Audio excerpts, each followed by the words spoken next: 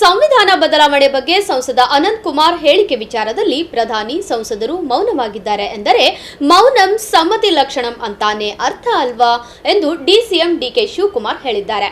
ಕಲಬುರಗಿಯಲ್ಲಿ ನಡೆದ ಸುದ್ದಿಗೋಷ್ಠಿಯಲ್ಲಿ ಮಾತನಾಡಿದ ಅವರು, ಬಿಜೆಪಿ ಅವರ ಭಾವನೆ ಸಂಸದ ಅನಂತ್ ಕುಮಾರ್ ಹೆಗಡೆ ಅವರ ಬಾಯಿಂದ ಬಂದಿದೆ.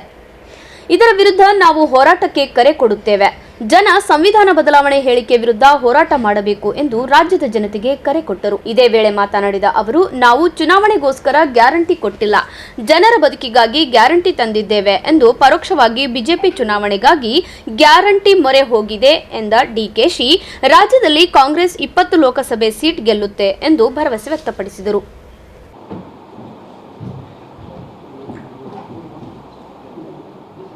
ಈ 5 ಗ್ಯಾರಂಟಿಗಳನ್ನು ಸಂಪೂರ್ಣ ಅನುಷ್ಠಾನವನ್ನು ಮಾಡಲಿಕ್ಕೆ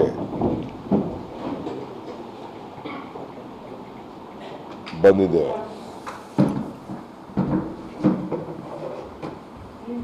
ಪ್ರಜಾಪ್ರಭುತ್ವದ ವ್ಯವಸ್ಥೆಯಲ್ಲಿ ಯಾವುದೇ ಪಕ್ಷಕ್ಕಾಗಲಿ ರಾಜಕಾರಣಿಗಾಗಲಿ ಕೊಟ್ಟ ಮಾತು ಉಳಿಸ್ಕೊಳ್ಳೋಂಥದ್ದು ಇದೆಯಲ್ಲ, ಅದಕ್ಕಿಂತ ದೊಡ್ಡ ಸಮಾಧಾನ ಇನ್ನೊಂದಿಲ್ಲ. ನಿನ್ನೆ ಅಲ್ಲ ಮೊನ್ನೆಗೆ 10ನೇ ತಾರೀಕು ಮಾರ್ಚ್ಗೆ ನಾನು ಕಾಂಗ್ರೆಸ್ ಅಧ್ಯಕ್ಷನಾಗಿ 4 ವರ್ಷ ಆಯಿತು.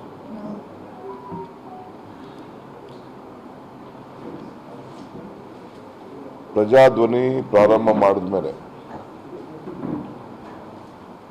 ಬೆಳಗಾಂನಿಂದ ಮಹಾತ್ಮ ಗಾಂಧೀಜಿಯವರು ಕಾಂಗ್ರೆಸ್ನ ನಾಯಕತ್ವ ವಹಿಸಿದಂಥ ಜಾಗಕ್ಕೆ ಹೋಗಿ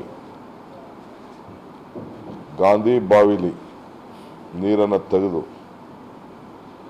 ಬೆಳಗಾಂ ರಸ್ತೆಗೆ ಚೆಲ್ಲಿ ಕಸ ಗುಡಿಸಿ ಮಲ್ಲಿಕಾರ್ಜುನ್ ಖರ್ಗೆ ಅವರ ಮುಖಂಡತ್ವದಲ್ಲಿ ಏನೋ ಆ ಕಾರ್ಯಕ್ರಮ ಪ್ರಾರಂಭ ಮಾಡಿದೋ, ಅಲ್ಲಿ ಗೃಹಜ್ಯೋತಿ ಪ್ರಾರಂಭ ಅನೌನ್ಸ್ಮೆಂಟ್ ಮಾಡಿದೋ 200 ಯೂನಿಟ್. ಅದನ್ನು ಬಂದು ಇದೇ ಗುಲ್ಬರ್ಗಾದಲ್ಲಿ ಸರ್ಕಾರದ ಕಾರ್ಯಕ್ರಮವನ್ನು ಅನುಷ್ಠಾನಕ್ಕೆ ತಂದು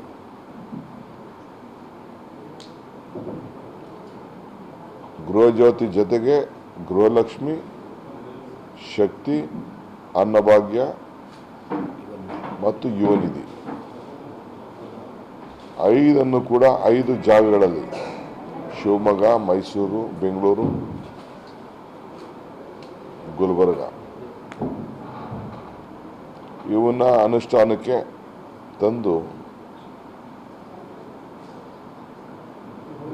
ಯಾರು ವಿರೋಧ ಪಾರ್ಟಿಯವರು ಇಲ್ಲ ಸಮಾಜ ನಮ್ಮನ್ನ ಪ್ರಶ್ನೆ ಮಾಡಲಿಕ್ಕೆ ಬರುವುದಿಲ್ಲ. ಜೊತೆಗೆ ಬಜೆಟಲ್ಲೂ ಕೂಡ 52,000 ಕೋಟಿನ ಮೀಸಲಾಗಿಟ್ಟಿದ್ದೇವೆ.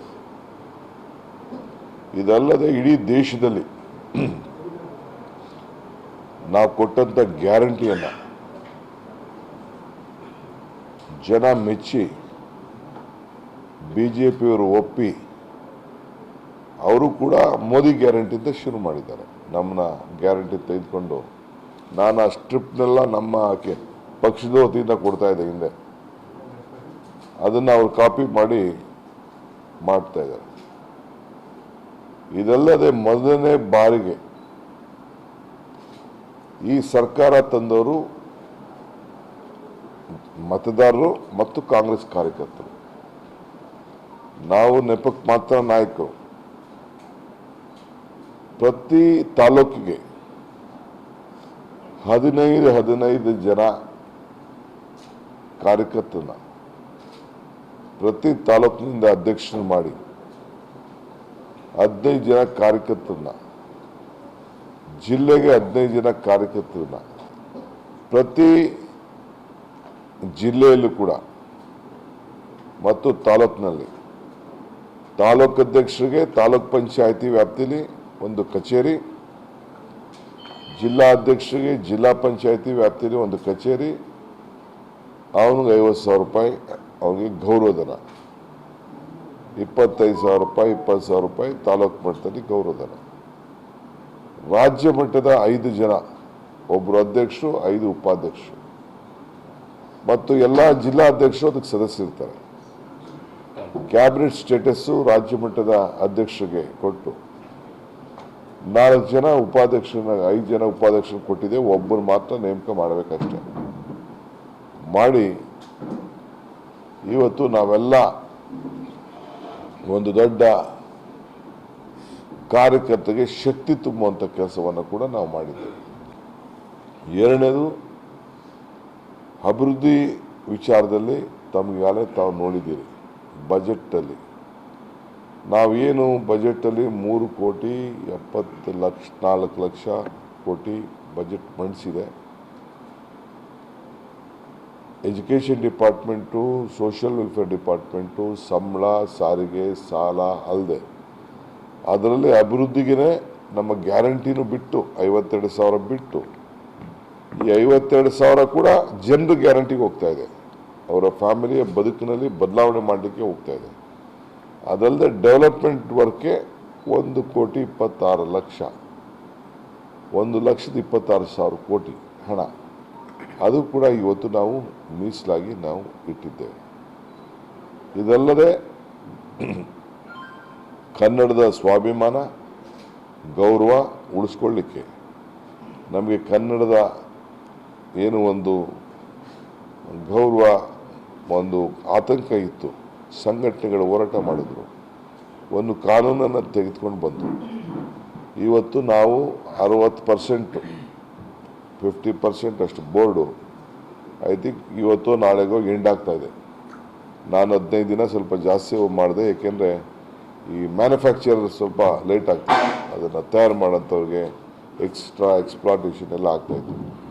ಸೊ ಬೆಂಗಳೂರು ನಗರದಲ್ಲಿ ಮತ್ತು ಎಲ್ಲ ಕಡೆ ಇನ್ನು ಮುಂದಕ್ಕೆ ಕಡ್ಡಾಯವಾಗಿ ಇದನ್ನು ಬೋರ್ಡನ್ನು ಹಾಕಬೇಕು ಅಂತೇಳಿ ನಾವೀಗಾಗಲೇ ಸೂಚನೆಯನ್ನು ಕೊಟ್ಟಿದ್ದೇವೆ. ಈ ಬೇಸಿಗೆ ಕಾಲದ ಏನು ನೀರಿನ ಭಾವನೆ ಇದೆ, ಬೆಂಗಳೂರು ನಗರದಲ್ಲಿ ಒಂದು 7,000 ಬೋರ್ವೆಲ್ಲು ಬತ್ತೋಗಿದೆ.